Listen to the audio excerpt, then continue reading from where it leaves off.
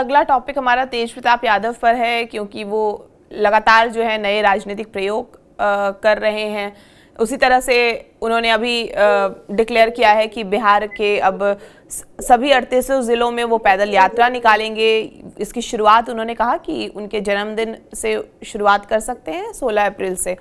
इसी दिन पार्टी की राष्ट्रीय कार्यकारिणी और खुला अधिवेशन होगा, जिसमें आगे की रणनीति भी तय होगी। और पार्टी ने एमएलसी चुनाव में भी सभी सीटों पर उम्मीदवार उतारने का भी ऐलान किया है।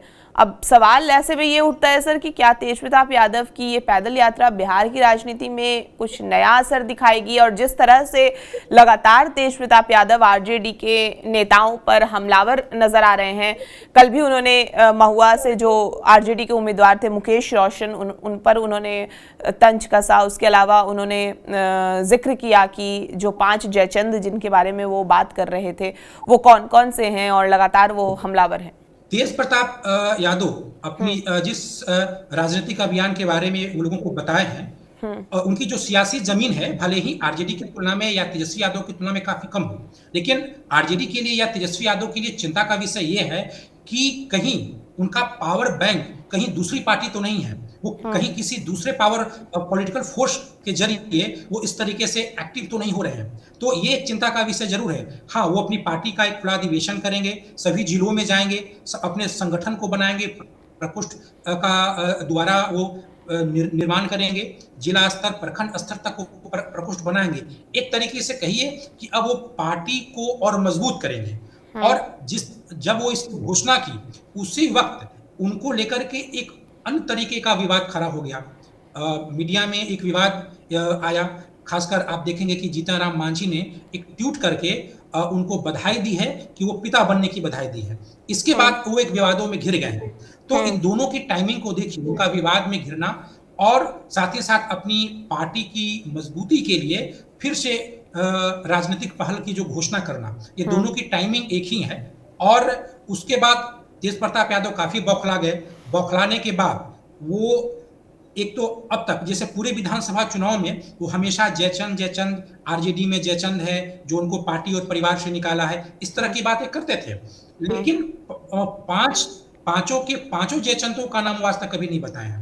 तो पहली बार वो बौखला करके पांचों जयचंदों का नाम भी बताया, और साथ ही साथ उनपे जो पिता बनने का जो आरोप लग रहा है या जो बात मीडिया में फैल रही है उसको लेकर के भी काफी वो बौखला गए हैं। और देखिए, वो एक तो पांचों जयचंद का नाम बताया, जिसमें से जो संजय यादव है, रमीज है, मुकेश रोशन है, शक्ति सिंह और सुनील सिंह है, जो पांचों के पांचों तेजस्वी यादव के काफी करीब माने जाते हैं। और इन्हीं पे आरोप है कि वो परिवार से और पार्टी से दोनों से उनको निकाला गया है। और साथ ही साथ उन्होंने अनुष्का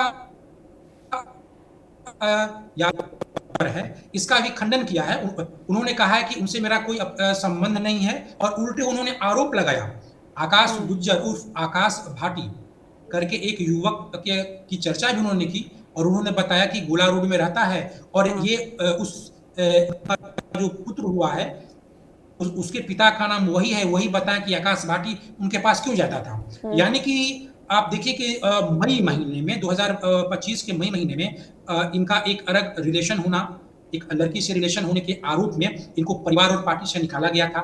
आज वो जो वक्त है जब वो लड़की मां बन गई, तो वो उसी रिलेशन को लेकर के फिर सफाई दे रहे हैं कि हमारा उनसे कोई संबंध नहीं है। और एक साथ ही साथ एक रिपोर्ट भी वायरल हो रहा है। उसमें डॉक्टर ऋतु राज का एक रिपोर्ट वायरल हो रहा है, जिसमें टेस्ट किया गया है, एक तरीके से वो अल्ट्रासाउंड रिपोर्ट है। वो बर्लिका मदरहुड वो हॉस्पिटल है, और डॉक्टर हैं ऋतु राज। और ये जो रिपोर्ट है वो 7/10/2025 का ये अल्ट्रासाउंड रिपोर्ट है जो सोशल मीडिया पे वायरल हो रहा है। अब इसकी सच्चाई चाहे कैसी हो ये तो आने वाले वक्त में, लेकिन 7/10/2025 की इस रिपोर्ट में जो पिता का नाम है उसमें तेज प्रताप लिखा हुआ है। उसमें तेज प्रताप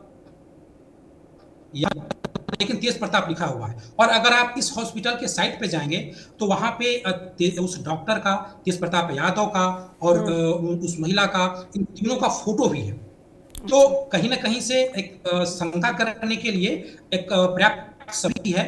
और इसी वक्त अब देखिए उनका एक केस भी ऐश्वर्या यादव से तलाक का एक केस भी चल चुका है और ऐश्वर्या यादव 32 करोड़ रुपए के गुजारा भत्ता का क्लेम भी किए हैं और उसी के बीच में इस तरह का खबर आना एक केस को भी प्रभावित करने वाला है, उनके करियर को भी प्रभावित करने वाला है। और ऐश्वर्या यादव जो है वो 32 करोड़ का गुजारा भत्ता का उन्होंने क्लेम किया है।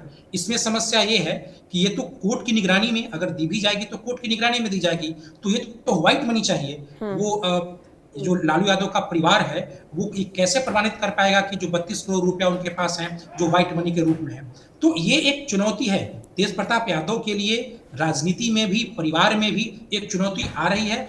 और उससे भी बड़ी बात है कि ये जो रिपोर्ट वायरल हो रहा है वो कौन कर रहा है, ये जो पिता बनने की जो खबर है ये कौन कर रहा है। ये सभी सवाल हैं। अभी सर बहुत बहुत शुक्रिया हमसे बातचीत करने के लिए।